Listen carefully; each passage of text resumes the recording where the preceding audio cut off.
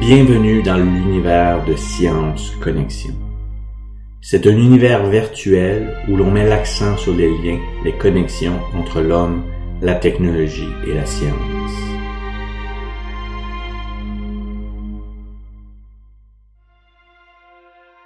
La sphère mauve qui apparaît présentement représente la science qui comprend l'ensemble des connaissances fondées sur des observations objectives et vérifiables.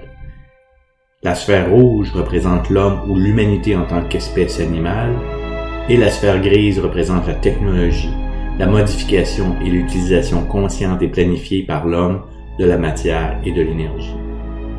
Sur Science Connexion, nous mettons l'emphase sur les connexions que l'on voit présentement apparaître.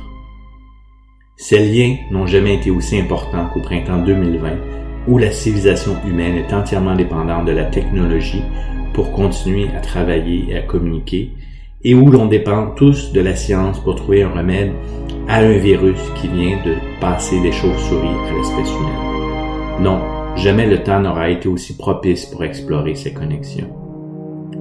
Le propre de l'homme est qu'il est le seul animal incapable de survivre dans la nature sans utiliser la technologie. Ne serait-ce que les outils de pierre, la fabrication de vêtements ou la maîtrise du feu, la technologie est indissociable de l'humanité. La technologie a permis à l'homme de sortir de la savane est-africaine pour peupler l'ensemble de la planète. La science, apparue beaucoup plus tard, nous a permis d'explorer d'autres mondes et de développer notre technologie de manière exponentielle pour le plus grand bien, mais aussi le plus grand mal de l'humanité. Voilà, j'espère que cette courte introduction dans l'univers de Science Connexion vous a plu et que vous serez du voyage avec nous. Mon nom est François Provencher, je suis techno-humaniste et je serai votre guide pour cette grande aventure. Il y a plus de 5 milliards de vidéos qui sont regardées sur YouTube à chaque jour. Pour cette chaîne, j'ai essayé de développer un concept original qui fait appel à l'animation 3D pour présenter les concepts qui peuvent être à la fois complexes et arides. Je n'ai rien vu de pareil et j'espère que cette formule sera intéressante. C'est une expérience.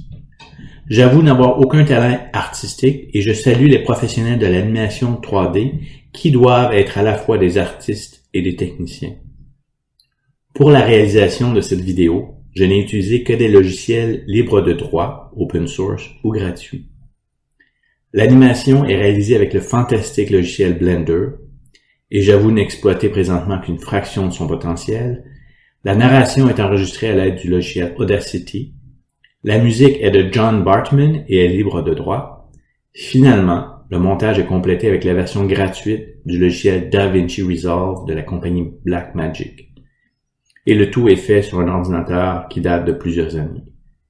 Et ceci démontre qu'en 2020, la technologie est rendue de plus en plus accessible et que c'est avant tout la motivation, le talent et la compétence des gens qui font la différence.